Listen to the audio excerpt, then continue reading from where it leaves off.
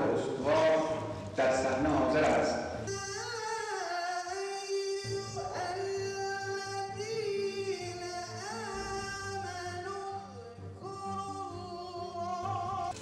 که ملت به عنوان امانت مقدس به من سپرده است همچون امینی پاسدار و فداکار نگاهدار باشم.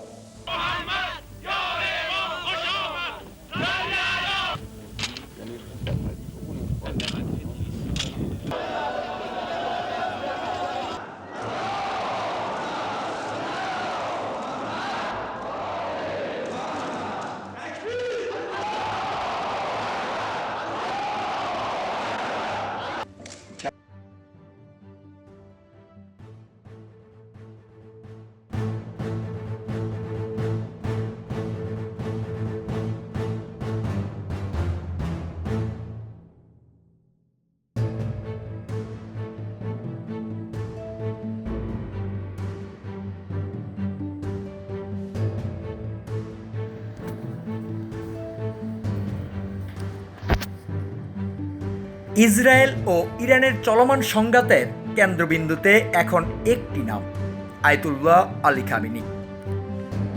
ইসরায়েলের প্রধানমন্ত্রী Benjamin Netanyahu দাবি করেছেন, খামেনিকে হত্যা করা গেলে এই সংঘাতের অবসান ঘটতে পারে, এমনকি পরমাণু যুদ্ধের আশঙ্কাও কমবে। একই সময়ে যুক্তরাষ্ট্রের প্রেসিডেন্ট ডোনাল্ড ট্রাম্পও তাকে সহজ লক্ষ্যবস্তু বলে মনে করেছেন। তবে এসব হুমকিতে পিছু হটার কোনো ইঙ্গিত দেননি ইরানের সর্বোচ্চ নেতা। সামাজিক যোগাযোগ মাধ্যম এক্সে দেওয়া এক বার্তায় তিনি বলেন, ইসরায়েলের বিরুদ্ধে কঠোর জবাব দেওয়া হবে এবং কোনো ধরনের ছাড় দেওয়া হবে না। প্রশ্ন হলো, কে এই আলী খামেনি? কিভাবে তিনি মধ্যপ্রাচ্যের সবচেয়ে প্রভাবশালী নেতাদের একজন হয়ে উঠলেন? 1939 সালে ইরানের পবিত্র শহর মাশহাদে জন্মগ্রহণ করেন আলী খামেনি। তরুণ বয়স থেকেই তিনি শাহ বিরোধী আন্দোলনে যুক্ত হন এবং পরে 1979 সালের ইসলামী বিপ্লবে আয়াতুল্লাহ খামেনির ঘনিষ্ঠ সহযোগীদের একজন হিসেবে পরিচিতি পান।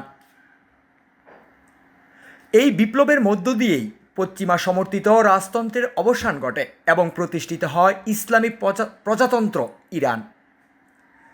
1981 সালে এক বোমা হামলায় গুরুতর আহত হন খামেনি।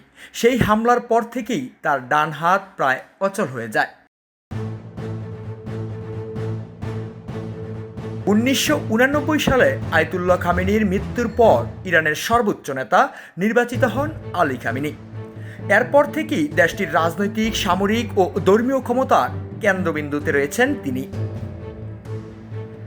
ইরানের সংবিধান অনুযায়ী সর্বোচ্চ নেতার অধীনেই থাকে সশস্ত্র বাহিনী, বিচার বিভাগ এবং রাষ্ট্রীয় নীতি নির্ধারণের চূড়ান্ত ক্ষমতা।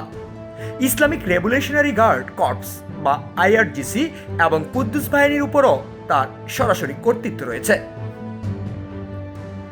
খামেনির নেতৃত্বে ইরান শুধু নিজেদের সামরিক সক্ষমতাই বাড়ায়নি, বরং মধ্যপ্রাচ্য জুড়ে নিজেদের প্রভাবও বিস্তৃত করেছে। হামাস, হিজবুল্লাহ এবং ইয়েমেনের হুতি আন্দোলনের মতো গোষ্ঠীগুলোর সঙ্গে ইরানের ঘনিষ্ঠ সম্পর্ক এই কৌশলের অংশ হিসেবে বিবেচিত হয়।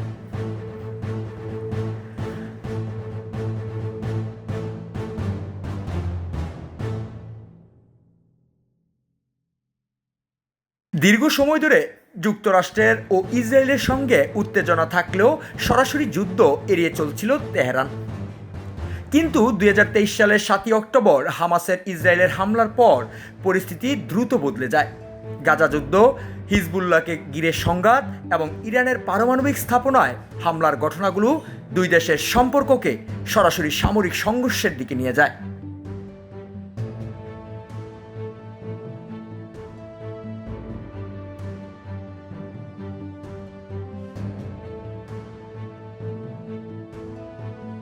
এই পরিস্থিতিতে যুক্তরাষ্ট্র ইরানকে নিঃশর্ত আত্মসমর্পণের আহ্বান জানালেও তা প্রত্যাখ্যান করেন খামেনি। তার বক্তব্য, যারা ইরান ও তার ইতিহাসকে জানে তারা এমন ভাষায় হুমকি দেয় না, কারণ ইরান আত্মসমর্পণ করার জাতি নয়।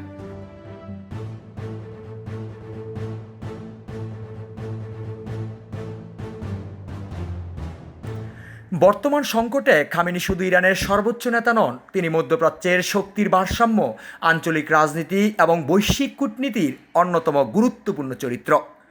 তাই তাকে ঘিরে যে কোনো সামরিক পদক্ষেপের প্রভাব শুধু ইরানেই সীমাবদ্ধ থাকবে না, বরং পুরো অঞ্চলকে নতুন অনিশ্চয়তার মুখে ঠেলে দিতে পারে।